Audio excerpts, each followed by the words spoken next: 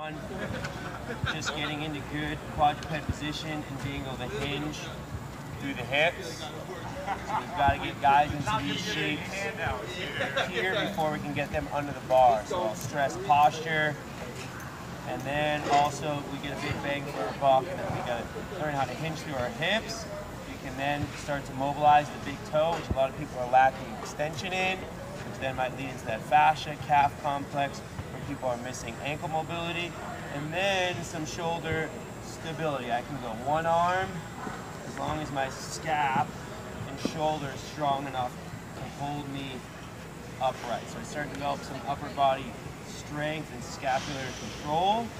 From there, I can point my toes and get into a deeper squat, and then I can get into some hip dissociation work, start to teach some hip extension work, and then go into a little bit more complicated load and lift through my hip, which starts to look just like my sprint mechanics. Now I start to build that opposite arm and leg stability and strength, and then I can start to go into crawling. For some athletes it might just be knees down, the slower, the more stability.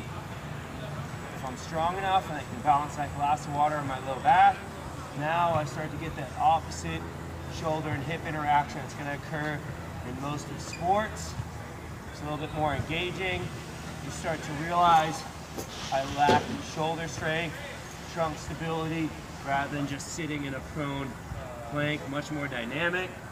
And we can go for distance, quality, much more engaging for the athlete, teaching the same principles, coordination, rhythm, that's going to apply in their sprinting.